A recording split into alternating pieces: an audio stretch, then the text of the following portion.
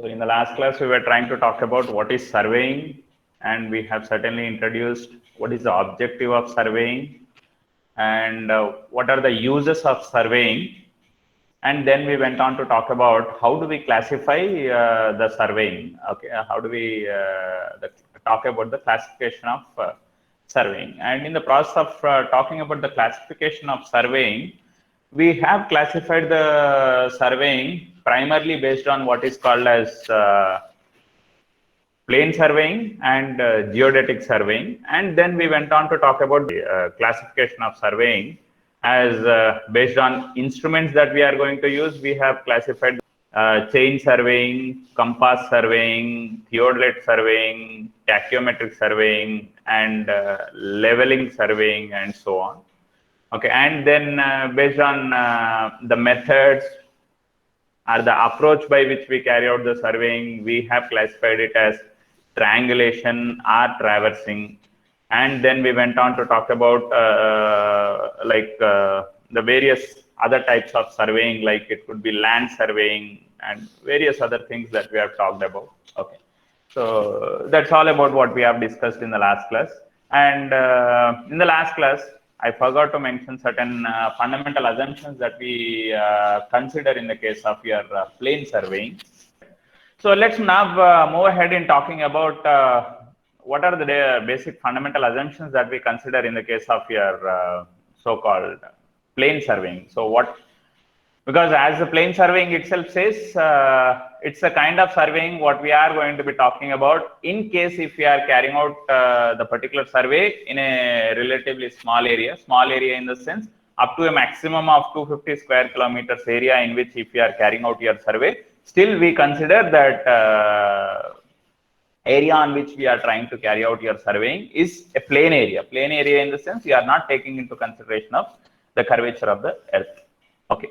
So certain assumptions what we consider while carrying out your plane surveying, that's nothing but all the distances and the directions what you are going to be measuring. Let's say, for example, I want to measure if this is truly my ground. So if I want to measure the distance from one point to other point, so we assume that the distance whatever I am trying to measure between these 2 points is nothing but it's a linear distance, not the curved distance. Okay.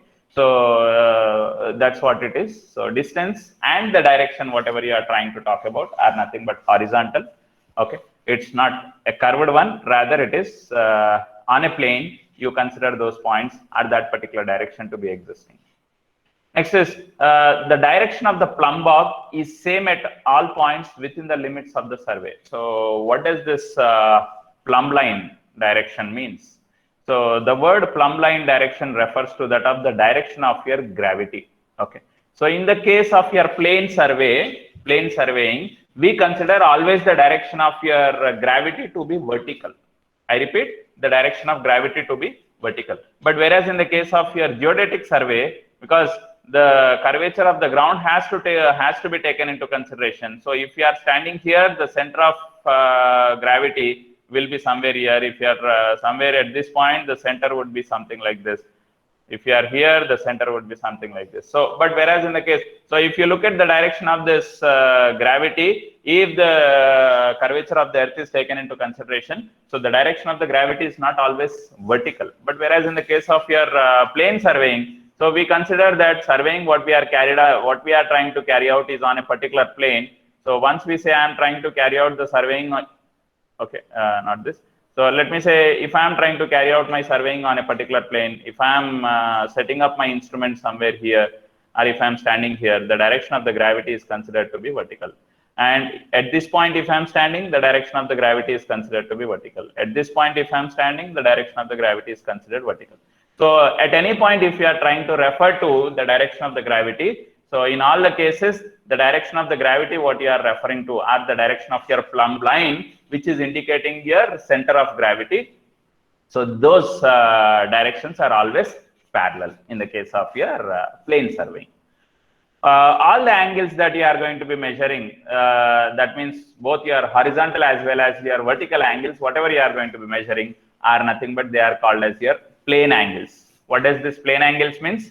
The angles whatever you are going to measure. Let's say I am trying to measure some vertical angle between two lines. Okay, so this vertical angle, whatever you are trying to measure, let's say something theta. So it's measured with respect to some horizontal plane. Okay, so with reference to that of a horizontal plane, I am trying to measure the angle. So that angle, whatever you are trying to measure with respect to a planar surface, so that angle is nothing but I can call it as your plane angle. In similar way, if I am trying to measure the angle between two horizontal lines, okay, so let's say this is one horizontal line, this is another horizontal line. So the angle between these two, which are, let's say one line is here, another line is here, the angle between these two is, once again I am considering it as your plane angle. So in between the plane direction, or in between two horizontal lines, I am trying to measure the angle there. Elevations are nothing but the height. Okay, so the elevations, whatever you are going to be calculating with respect to anything, for example, say this particular building is at what height, or the so and so pole is at what height. Okay, so all those elevations with respect to any points that you are trying to talk about, if I want to locate at what elevation your tree is existing, or at what elevation your maybe any playgrounds or play courts are being constructed. So all those elevations that we are trying to talk about, or that we are going to be looking at, will be calculated with respect to what is called as a reference. Okay, and that reference with respect to which the elevation of all different objects that we see in the field are going to be determined. So that reference with respect to which the elevations are going to be determined is nothing but we call it as a datum. Datum is nothing but it's imaginary reference what we try to consider. Okay, it's a temporary kind, it's a kind of a reference what you choose in order to determine the elevation of different points that are existing in your particular survey field.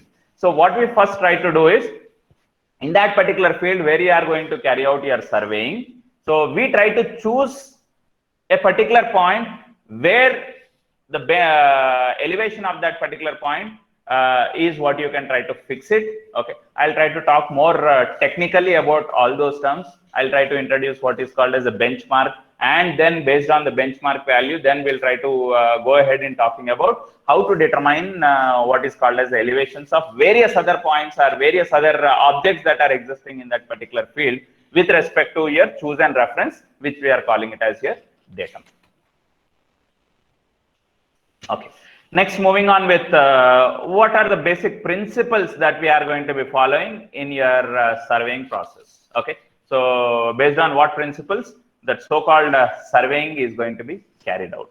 Okay, so most important principle based on which we carry out your surveying in general. If somebody asks you what is the principle of surveying, so in general what we say is the principle of surveying is to carry out your work from whole to part.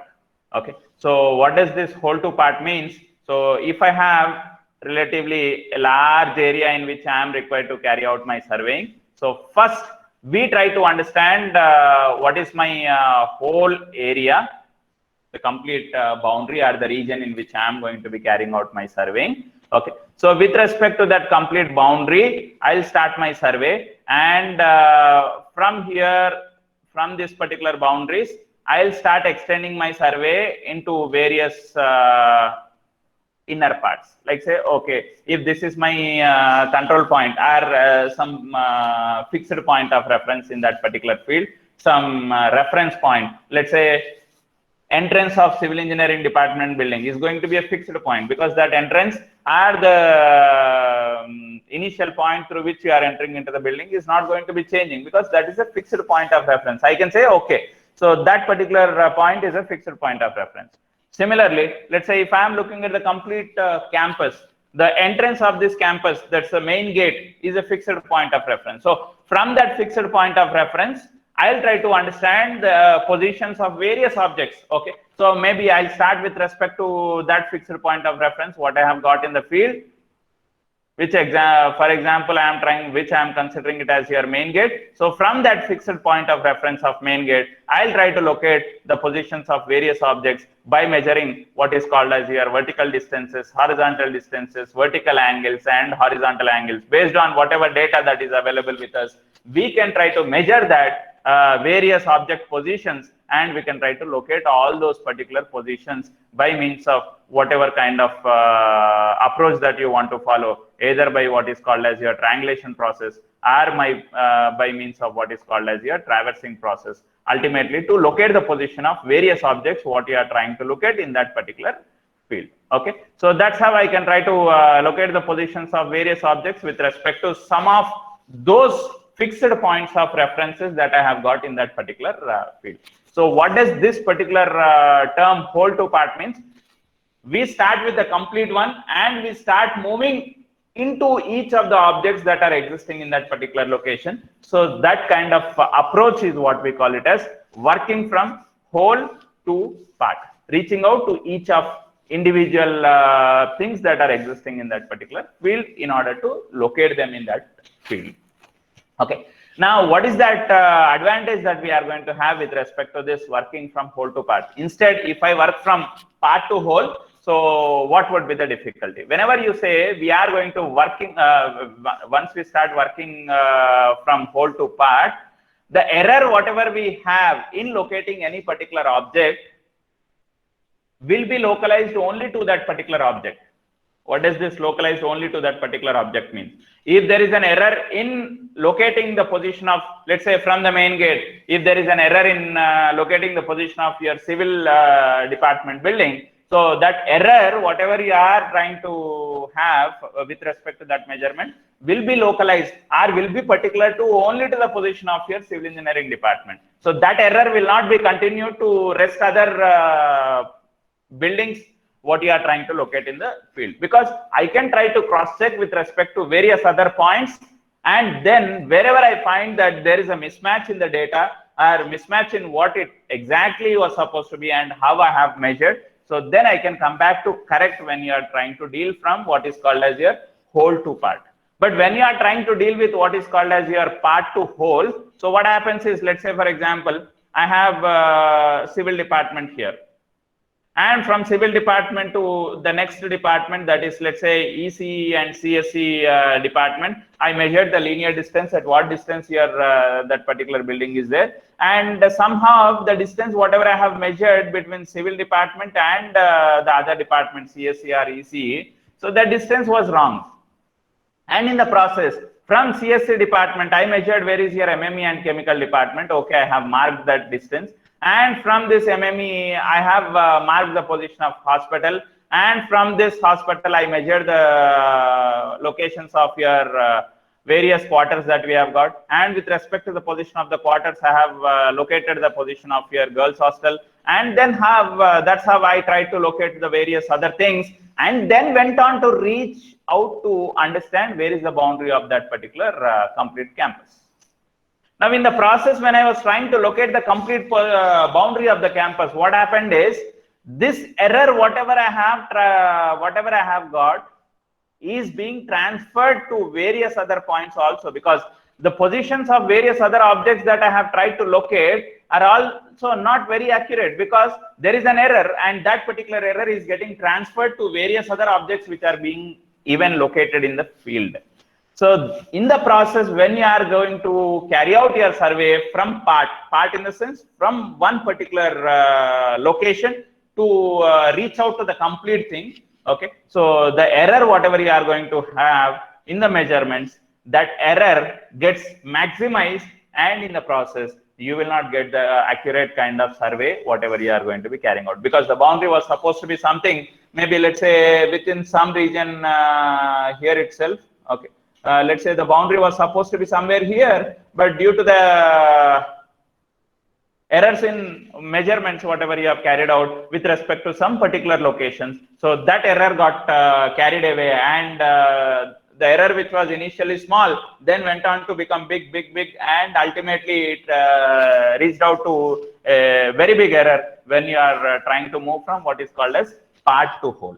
But rather, when you reach from what is called as whole to part, then if there is an error also at the end, you can understand, yes, there is an error, because you are not able to fix up the position of the final objects whatever you are trying to trace out in that particular field, and due to which you will be able to have an idea that there is an error, and that error can be adjusted by carrying out your survey at certain points wherever there is an issue with regard to your mark sheet. Okay, so that is what we call it as the principle of surveying, which is nothing but, in simple terms, we call it as working from whole to part.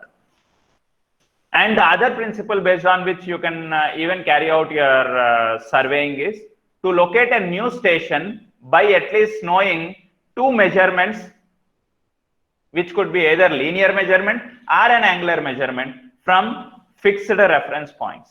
Okay, so if I want to locate, say for example, just a minute, let me erase all this. Yeah, let's say if I have got 2 points in the field, point A and point B. The position of these 2 points is fixed. Now, with respect to the position of these 2 points, A and B, I want to locate the position of your another point in the field, maybe based on the position of your civil department building entrance and CSE department building entrance. I want to understand to locate the exact position of your MME department building. So if I want to locate the position of your MME department building, so what I need to understand is I should know at least 2 fixed points of reference. I repeat, at least 2 fixed points of reference, and from that 2 fixed points of reference, I need to have 2 measurements, okay, which could be 2 linear measurements or 2 angular measurements or 1 linear and 1 angular measurement, whatever it is. So linear measurement is nothing but the distance between 2 points. Angular measurement is nothing but at what direction that particular point is going to be there from your fixed reference. Okay, so let's say as the position of point A and point B are known to me, I can say this linear distance between these 2 points is also known to me, because I am able to fix out the location of point A and point B in the field. So in that sense, the distance between point A and point B is also known. Now let's say, for example, in the field, if I know the angle at which the point C is there with respect to point B, that means the direction of your MME building, if I know this angle from the position of your point B, and if I know this angle from the position of point B, at what angle from this reference line AB from the position of point A, your direction of MME building is there. If this angle is also known, let's say this is something theta1, this is something theta2. If these 2 measurements, theta1 and theta2 measurements are known to you, then I can bisect that building from station A and station B, and these 2 lines, wherever they get intersected, I can locate it as your position of your the next station, that is your MME building. Okay, that's how. If I know 2 measurements, which could be 2 linear measurements, 2 angular measurements, or maybe 1 angular and 1 linear, doesn't matter. So I will be able to locate whatever we call it as your the position of your new station. So in the process of locating any new station whose position is not known to you, so for locating the position of any new station, you require the position of 2 fixed points of references in the field, from which at least you should be knowing what is called as 2 linear measurements or 2 angular measurements or 1 linear and 1 angular measurement. At least that data, if you know from that fixed point of references, you will be able to locate the position of a new point in that particular field. So the same thing, whatever I was trying to talk about earlier. Okay, so according to the first principle, that is nothing but working from whole to part, the whole area is first enclosed by main stations. Okay, the complete area in which I am trying to carry out my surveying is first enclosed with what is called as your main stations, or we call it as your control stations. Okay, let's say station A, station B, station C, station D, station E, station F are nothing but your main stations. With respect to the position of those main stations, I am trying to understand the position of various other stations existing in that particular field. And the lines joining all these main stations, let's say line going from A to B, or maybe line going from B to C, or line going from C to D. So these lines are nothing but we call them as main lines, or we also call them as control lines. Okay, so by making use of these control lines, we can try to figure out the position of your other points or other objects which are existing in that particular field. The area, whatever you are trying to talk about, the area is then divided into a number of parts by forming well-conditioned triangles. Okay, so the whole area in which you are trying to carry out the survey is then further divided into some proper triangles, and the main survey lines are measured very accurately. Okay, the main lines are the control lines which I am trying to talk about, which is forming you the complete area there. So the measurements of those lines is very much accurately measured with a standard chain, and then we go ahead in constructing the sides of all those measured triangles. The basic purpose of this particular working from whole to part. So why do we need to go on to carry out what is called as this working from whole to part, is to prevent any accumulation of error, because a small error what we carry out at a particular place will not be continued to extend on to various other points. How can I say it will not, the error whatever I am going to be measuring is not going to be continued for various other points? So how can I say means, let's say for example, so from this particular line CD, if I am looking at your line CD, okay, so CD line is here. From this CD line, I can try to set some offsets, some perpendicular lines, or I can try to measure some distance, and accordingly I will try to locate your position of point G in the field. And in similar way, from your other control line, let's say EF line also, I can try to extend your line from this main line, and I can try to understand, okay, your EF line, whatever you are trying to locate, should be somewhere here. So from the EF line, the position of your new station, that is your point G, should be at a distance of so and so, whatever you are trying to measure in the field. And in similar lines, from the other line, CD line, or maybe BC line, or maybe from your AB line. So whatever could be the other lines, from where or from various other existing stations, you can try to locate the position of your new station, whatever you are fixing up, to reach from the complete to that of your each part of that position of various objects existing in that particular field. During this particular procedure of carrying out the work from whole to part, so while carrying out the survey from whole to part, if there is any error that we are encountering, if there is any particular error that we are trying to encounter in the measurement of any side of a triangle, okay, then it will not affect the whole work. So that error whatever you are trying to get is going to be localized only with respect to that measurement. It is not going to be continued with respect to various other measurements which you are carrying out in the field.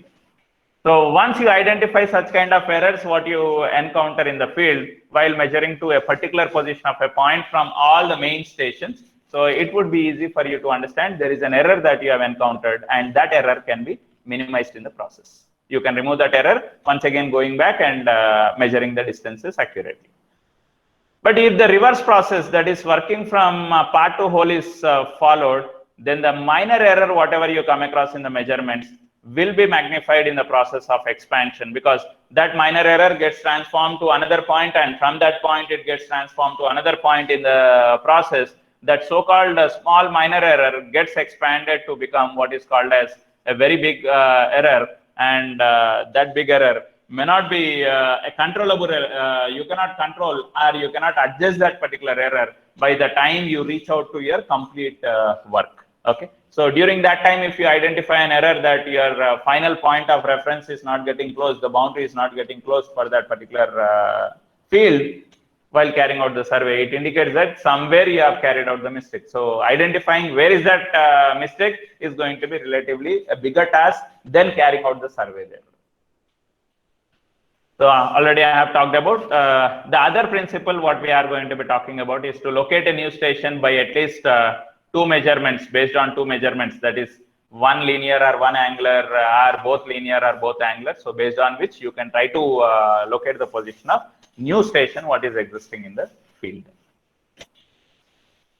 Now, what are the various operations or the phases that we carry out in surveying? What different phases that we talk about in the case of your surveying? Even in the first slide itself, I have talked about what are the phases that we come across in the surveying. Phases in the surveying means, I said, what are the duties or the objective, what are the tasks that are expected to be carried out by a surveyor who is carrying out the survey in the field. Already we have talked about, but I am just trying to put those points in a structured way so that we understand what is that sequence of things that we carry out in your field while doing your surveying process. So first thing, at the first phase, in the phase manner, how the surveying is to be carried out means, first is that we have to carry out what is called as planning. Now, what does this word planning means? So how do I need to carry out my survey? What is the instrument that I should be using for carrying out the survey? What should be the methodology that I should be dealing in carrying out that particular survey? So all that information you try to understand first before you start taking up your survey. Let's say, for example, if I want to locate the position of certain objects, let's say there is a electrical pole here, another tree somewhere else, and if I want to mark those positions of an electrical pole and maybe a tree and something else in that particular plan or in the map, so I'll try to either locate the positions of all those objects either by what is called as a chain surveying, or maybe by what is called as a compass surveying, or by what is called as plane table surveying. So you have different approaches. Now it's up to you to choose which approach is going to be more suitable for that particular task what you are dealing with. Okay, that is what your planning is all about. Next is field observation. So once you understand what is the methodology or the particular type of instrument that you want to use for carrying out the survey, then what is meant by field observation? Field observation means what are your data that you are getting from that particular field. Let's say that it could be distances, it could be the angles what you are trying to measure in locating the positions of various objects in the field, and identifying various other things that are existing in the field. Like it's not just a single electrical pole and one tree. So identifying various other salient features, like say you have a pond in that region, or you have some river flowing across that region, or you have a bridge existing in that region. So all that particular different things that you have in that particular site location. So all that you have to observe, and you have to make a note of all that particular information that you have got in that particular field. Okay. So in that location, wherever you are carrying out the survey, all relevant features that are existing in the field, like it could be a tree, it could be a building, or it could be a bridge, or it could be a pond, or it could be a hill, or it could be a valley, whatever it is, whatever you see in that particular field, all that information has to be noted down. So you have to make an observation of all those various aspects which are existing in the field, and you have to note all of them in this what is called as your field observation. Next is all the data, whatever you are trying to measure in the field, or all the data information that you are trying to collect from the field, get that data to the office and analyze that particular data. And after analyzing that particular data, then try to design your structure according to that particular things that you have analyzed in the field. And after designing whatever is required in that location, let's say I want to construct a building in that particular site. Now, if I want to construct a building, so I want to understand how is the topography of that particular location where I want to construct the building, or I might be required to know various other properties of the soil or conditions of the ground and various other information regarding that particular location. So once all that information is collected from the field, get that information to the office and analyze that information. Okay, if the soil, what is existing there is so and so, and the type of materials which are available are not in that particular construction location. So all that information I should have in order to take up a decision on designing the construction or the structure there. So once based on the field data, if you are designing your structure, what is to be constructed there, or designing whatever you want to establish in that particular location, then next objective is to setting out works. What does this setting out works mean? So in the office, whatever you have designed, now the same thing as per your design has to be executed or has to be taken up for construction in your field. So that is what we call it as your setting out your work. So whatever you have designed, so all that has to be exactly constructed at that particular location according to your design, whatever you have carried out. And that is what is called as your sequential process of the complete phase manner of surveying. So we start with what is meant by planning, and then looking at the data what we get from the field, and analyzing the data in the field, and then designing what kind of structure that you want to construct there, or what kind of thing that you want to establish there. And after designing it, going on to the field in constructing it or in setting up the exact thing what you have designed. So as per your plan, you have to go to the field, and you have to go on to execute the construction of that particular structure. These are the different phases or the operations that we are going to come across in your surveying process. So the same thing, whatever I have talked about, planning is all about to decide what is the method that is to be adopted for surveying, what are the resources that you are required to be using, and where are the control points or the stations that you are going to be making use of in setting up the various things in the field. And the planning operations need a prior field visit, and because if I want to carry out kind of survey, so first you have to go to the field in understanding how is the condition of the field, and then you have to go ahead in execution process of your work there. Next is field observation, refers to that of collection of the field data by making necessary measurements. It could be linear measurements or it could be angular measurements. Next, whatever data that you have measured, it has to be recorded. So recording of your observed data in a systematic manner, because you cannot randomly write the data whatever you feel like. Let's say, for example, I have some path like this, and if I am trying to carry out my survey of this particular location or this particular location by moving along this particular path, so I can try to take a reference maybe along the center of this path or maybe somewhere. So with respect to the position of this, I can try to locate the position of various other objects. Let's say it could be a tree, okay, it could be some building. So I can say this building is at some distance from the center of this particular path what is existing. So linear distance at which this building is there, or the height of this building if you are trying to if you are interested in measuring. So all that information you can try to locate. Somewhere here I have my hospital. So along this path if I am going, I'll try to measure some distance where your hospital is existing. So likewise, whatever information that you will be requiring, so all that information you can try to locate, measure, and record. Next. Before starting any field observation, the permanent adjustment of all the instruments need to be checked thoroughly by trained personnel, and if required, it must be adjusted, because when you are trying to use various instruments for measuring the data in the field, so each instrument that you are trying to set up in the field has to be properly checked, because if a proper way of setting up is not done, then the data what you are trying to measure is not going to be very accurate.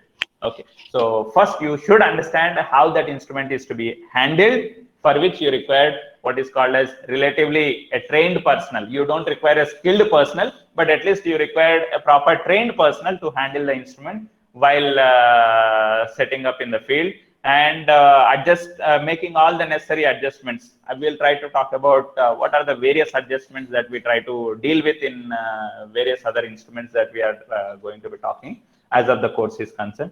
So when I am dealing with a compass surveying, type of adjustments or something. If I am dealing with your leveling instrument, the type of adjustments I need to be doing is something like theodolite instrument, type of surveying that type of adjustments that are required is something different. If I am using a chain for measurements, so type of adjustments are different. So depending on the type of instrument that you have used, we should understand what are the various adjustments that I should be making to ensure that your instrument that is placed in the field is proper for taking the measurements of various objects, or locating the positions of various objects, or measuring various measurements, whatever you are interested. It could be linear measurement or angular measurement according to the type of instrument which you are using in that particular field.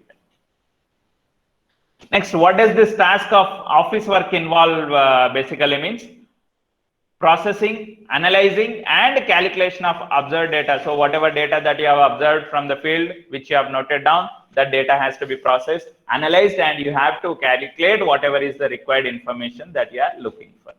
And then based on that data, we are going to be preparing our preparation of the necessary data in the form of making the plan or maybe a map for that particular area. So making of a plan or map of that area is going to be done based on the data that you have calculated or prepared.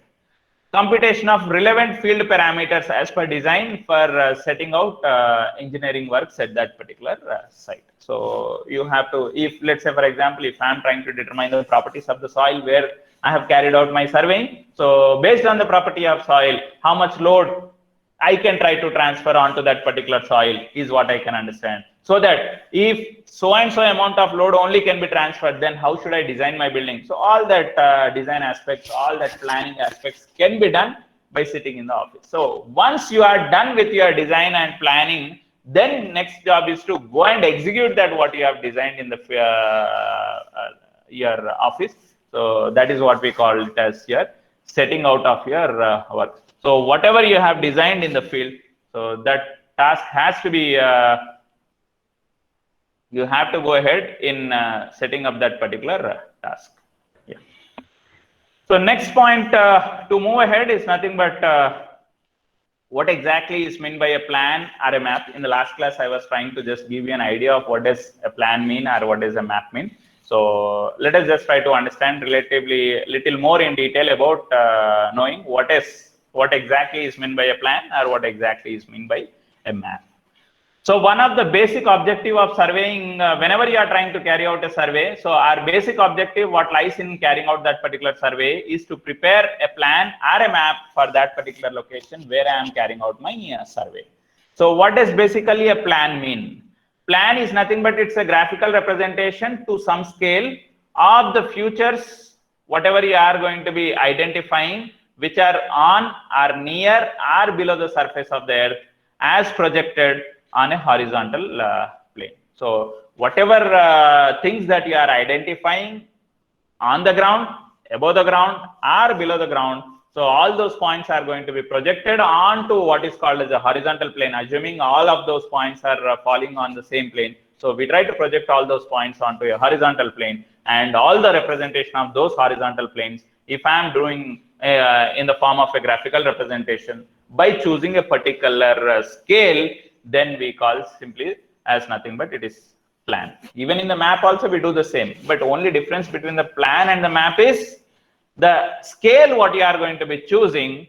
If the chosen scale is, let's say for example, 1 in 1 lakh, 1 in 10,000, 1 in 10 lakhs, so on. So such kind of scale is generally what is used for minimizing the size of very large things, whatever are objects which are existing over a large area. If I am trying to represent all of them on a graphical representation, so I am trying to minimize all those existing over a large area by choosing an appropriate scale, so that those objects existing over a large spread area are minimized onto a very smaller representation. So such kind of representation is what we call it as your map. Okay, so the horizontal plane is represented by a plane of drawing sheets on which the plan is drawn to some scale. Let's say for example, we commonly talk about when I want to construct a building, we say what is the plan?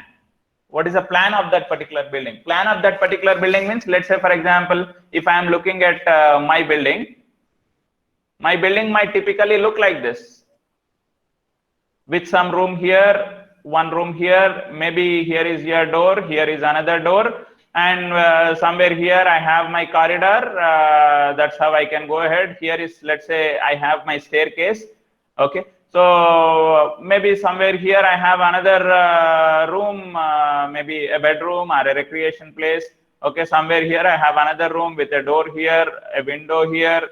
Okay, entrance for this room here, a window here, various other things, whatever I could understand with respect to my planning, what I wanted to make. So all that information, if I am trying to represent it on a sheet, even by representing what shall be the dimensions of that particular doors, dimensions of the windows, dimensions of the room size, dimension of the corridor, dimension of your staircase, height of each stair, width of the stair. So all that information, whatever you are trying to carry out to represent. So this kind of graphical representation, whatever I am indicating here, is simply we call it as plan. We don't call it as map. Why don't we call it as map? Because in the case of map, the scale whatever you are going to be choosing is going to be relatively a smaller scale, smaller in the sense 1 centimeter on that particular sheet is going to indicate you 1 lakh centimeters in the field, or maybe 10 lakh centimeters in the field, or 1 crore centimeters in the field, because a very larger dimension is being replaced by a very smaller dimension on the represented graphical sheet. So such kind of larger dimension being transformed onto a smaller representation on your sheet is what we call it as your plan. But whereas let's say 1 meter of the data what you have in the field, if I am transforming into the scale on your drawing sheet as 1 centimeter, or maybe 10 meters distance is what I am replacing it with what is called as your let's say for example 1 centimeter on your drawing sheet. So such kind of representation is relatively what is called as a smaller larger scale what you are trying to choose. Okay, so the ratio of that 1 centimeter by 10 meter or whatever is relatively larger when compared to that of 1 centimeter, replacing what is called as your maybe 100 kilometers or 1000 kilometer area, so on. So such kind of scale what we are trying to choose is nothing but for representing a map. Relatively 1 in 100, 1 in 1000, 1 in 10. So such kind of scale what we are trying to choose is what we call it as relatively a larger scale, which is adopted in the case of your plan. Plan is nothing but it's a graphical representation. Map is nothing but it's a graphical representation. But in the case of plan, your salient features what you are going to be representing are relatively clearly understood, are clearly visible. But whereas in the case of map, as very large area information is being represented on a smaller sheet or smaller graphical representation. So all various salient features existing in that particular relevant large area cannot be transformed onto that particular sheet. Only those things what you really wanted will be transformed onto the sheet when you are trying to talk about in the case of your map.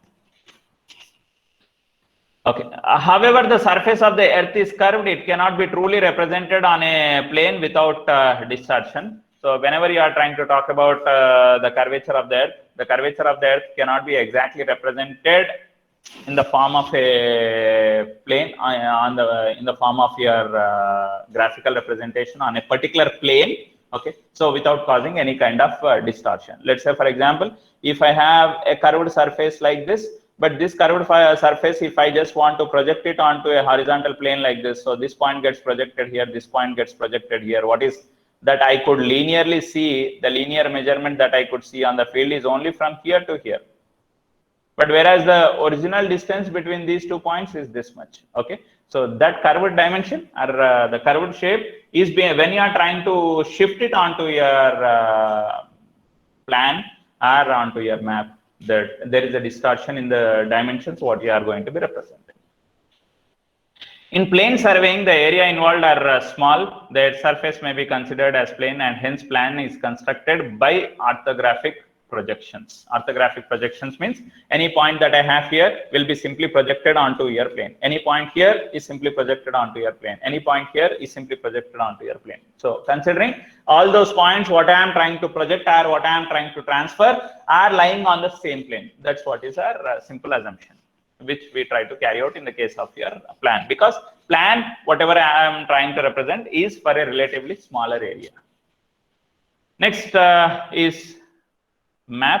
Okay, so if the scale of the graphical projection of on a horizontal plane is relatively small, the scale whatever we are trying to choose, 1 in 10,000 kilometers, 1 in 100 kilometers, 1 in 1,000 kilometers. So 1 centimeter on the drawing sheet represents 100 kilometers or 1,000 kilometers, means it's relatively a very big scale, relatively a very small ratio what you are looking at. On plan, generally only horizontal distances and directions or angles are shown on topographical map. However, the vertical distances are also represented by means of what is called as your contour lines. Topographical maps include even the elevations of various other objects existing in that particular field. Elevations of your ground, elevations of buildings, all that information can also be represented in that such kind of topographical maps in the form of what is called as contour lines. So typically, let's say, for example, I have a construction site in which I want to take up the constructions. Okay. So whatever the graphical representation of the things that are supposed to be represented are constructed in the field are to be transformed into that particular field is what I am now here calling it as your plan. Why I am calling it as a plan? Because all those salient features, whatever I am trying to identify and locate on my graphical representation on your horizontal plane or on a sheet, if I am trying to transform all those information. So as the information which I am trying to transform is for a relatively smaller area in the sense for an area of 10 acres or maybe 15 acres or 20 acres or 100 acres. So still we consider that to be relatively a smaller area. And all such information, what is being transformed from the existing field onto your sheet in the form of a graphical representation is what I can simply call it as your plan. So this is what I am calling it as a plan for your complete area. Likewise, if I am going for, let's say, this building number 1.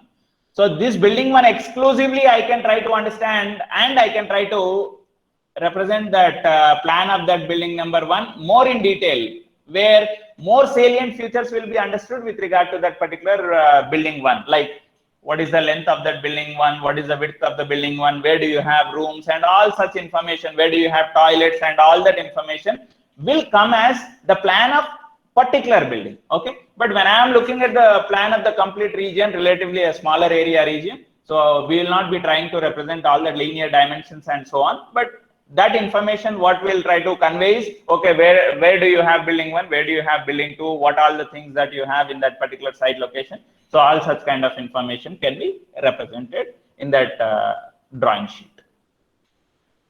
So map, once you start talking about, let's say for example, if I am trying to draw the graphical representation of the Basar village. Basar village is not simply spread over a relative small area. You have a spread over relative large area where you have more information being existing there as it is relatively over a large area. Or if you are trying to carry out what is called as a survey for a Bainsa town. So all such information of that relevant town, if it is to be transferred with all various salient features. So you have got relative large area being covered there. So, or if somebody asks like, how is your Godavari river flowing from what is called as Nasik till your the end point? Okay, so in the process, how it is flowing, as the area what you are relatively covering to move from one end to the other end is bigger. So the ratio of the scale what you are going to be choosing comes out to be small for representing all that information onto what is called as your graphical sheet. That is what we call it as your map.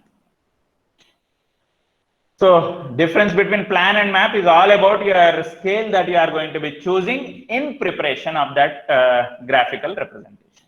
So here now what is meant by a scale? Scale, it is nothing but it's a basic requirement for preparation of either a plan or what is called as a map. Scale is used to represent large distances on a paper. So any large measurements what you have got in the field, if I want to transfer, because I cannot get that large distance measurement replaced on your graph sheet by, if 10 meters in the field, if I want to draw it on a sheet, so sheet size itself would be in centimeters. You cannot put that 10 meters line in the sheet. Okay. So for scaling down those things, you require a proper sizing the bigger things onto your graphical representation, you require a proper scale. So how do we define this particular term? Scale. Okay.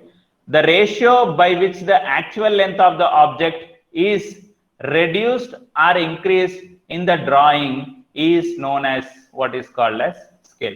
See, it's not always that you are going to reduce the dimension of the original thing on your drawing sheet. Sometimes in the field, or something whatever you locate in the field might be relatively smaller in dimension, but on the graphical representation, if you want to clearly understand more in detail, so you might be required to have what is called as increasing the actual dimension. Actual dimension could be, let's say, 10 centimeter, but if I want to understand more in detail about the complete object, I might be increasing the dimension to 100 centimeters so that it would be very clearly visible to me. Or instead of 10 centimeters, I am making it as 15 centimeters or 20 centimeters. So whenever you are trying to talk about scale, so you are going to have two types of scale: increased scale and decreased scale, or rather increased scale and reduced scale. Okay, most of the times whenever we are trying to talk about plans and various other maps, it is always your reduced scale only, but we will not be talking about increasing the dimensions to represent on your graphical sheet or graphical drawing. Okay, but there could be some cases where you might be very clearly interested in knowing about some particular object, its salient features on a bigger way of representation. There you will be going for what is called as an increased dimension also. So how are we defining this scale? So scale is nothing but the ratio by which the actual length of the object is reduced or increased in the case of your drawing. So such kind of representation is what we call it as your scale. So for example, if 1 centimeter on a map represents a distance of 10 meters on the ground, then the scale of the map, what we are trying to refer there, is nothing but we call it as 1 centimeter is equal to 10 meters. So here 10 meters is the dimension in the original field. Okay, so the original dimension is 10 meters. That original dimension of 10 meters is being replaced by 1 centimeter in your map. Okay, so the scale what you have chosen is 1 centimeter indicating what is called as 10 meters in the field, like 1 centimeter indicating what is called as 100 meters in the field, or 1 centimeter indicating what is called as 1 kilometer in the field. So this so-called scale in the form of a ratio, if we are trying to talk about, we call it as nothing but representative fraction. Okay, so what does this representative fraction mean? The ratio of the distance on the drawing to the corresponding actual length of the object on the ground. Okay, so the ratio of what is represented on the graphic on the drawing sheet to that of what exactly was the dimension in your field. So the ratio of representation to that of the actual dimension of your object in the field. So that ratio is what we call it as your representative fraction. Okay, so representative fraction is nothing but distance of the object on drawing by corresponding actual distance of that particular object in your ground or in that particular field. Okay, so both the dimensions, both in numerator and denominator, when you are trying to talk about the dimension, so both the dimensions are to be substituted in same units. Like numerator cannot be substituted in centimeter, denominator cannot be substituted in kilometer. Okay, both of them has to be substituted in same units, and accordingly we have to calculate that particular ratio, which we call it as your representation fraction. So for example, if the chosen scale is 1 centimeter is equal to 10 meters, the scale whatever I have chosen for representing the graphical things of that particular location.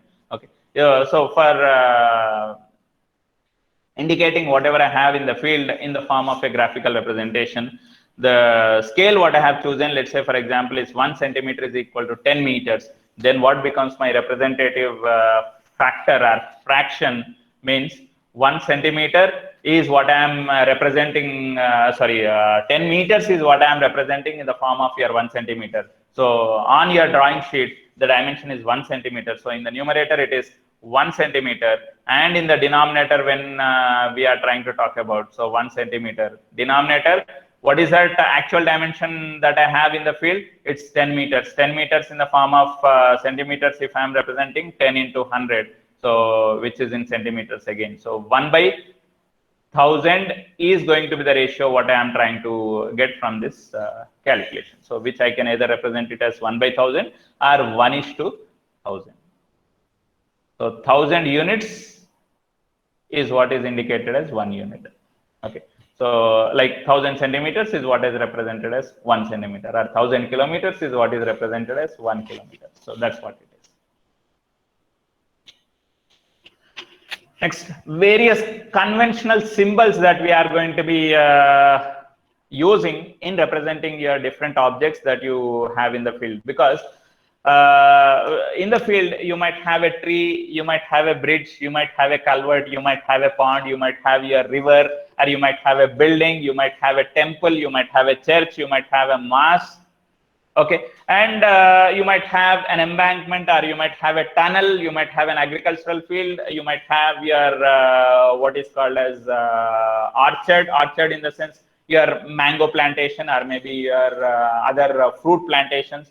Okay, maybe you have a compound wall with a gate, without gate. So all that information, whatever you have in the field, if I want to transform it onto your graphical representation, so you cannot write there, okay, here it is your bridge, here it is your culvert, here it is your compound wall, here it is your plant or a tree or an embankment, all that. Okay, instead of doing that, I'll simply go on to your graphical sheet, or on to that particular drawing sheet where I am trying to represent all the salient features on the drawing sheet directly. Let's say, for example, yeah, this is my site location in which I am trying to for which I am trying to represent everything on your graph sheet. Okay, the graphical representation of all those things which I have in the field, I am now just trying to represent in the form of your drawing sheet. So in the field, somewhere here I have a tree. Okay, so if I want to locate the position of the tree, I am not going to draw a tree like this to the exact scale. Or if I have a railway line going here, I will not be drawing the lines saying that here I have one, what we call it as sleeper, another sleeper, another sleeper, another sleeper, and so on. We will not be representing with such large way of dimensions. Okay, instead of doing that, what I can simply go ahead is, we have certain conventional symbols that we follow for representing this railway line. Okay, if it is a single railway line, okay, I will be representing. If it is a double railway line, I can simply represent like this. So this indicates it's a two-way railway line, one for one direction, other for the trains on the other direction. Now, if I have a waterlogged area, I can simply represent it with that notation. If I have an embankment at this location, I can accordingly indicate it with the relevant symbol representing the embankment. So if I have an electrical, or if I have a temple, so temple, how it is, the relevant shape what is given. If it is, let's say, a church has got a relevant particular shape which is given. Okay, so all such information, what I want to transfer from the exact field, what is there in the exact field, if that information is to be transferred into your graphical representation. So in the process of transforming that information, you have certain common symbols for each of the term, how it has to be represented in the drawing sheet. Okay, so that common symbols is what you are supposed to be understanding, and they have to be properly represented on your drawing sheet by following the same nomenclature. You cannot follow different nomenclatures as like you feel. So same nomenclature, the conventional symbols what are represented, the same are to be taken, and accordingly they have to be indicated.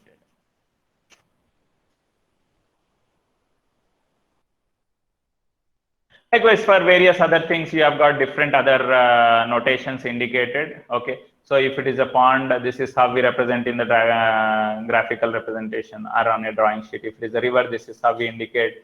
If it is a township or a taluka, we represent like this. If we are representing boundaries with some pillars, we indicate like this. If we are simply representing some boundaries, we represent like this.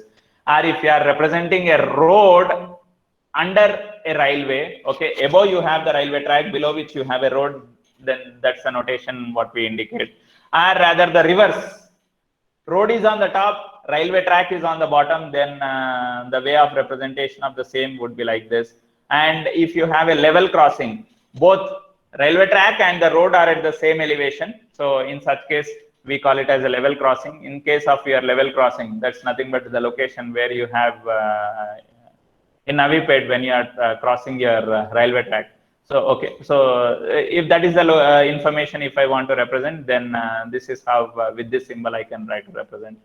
So likewise, you have different symbols, commonly adopted symbols for representing various things in the field.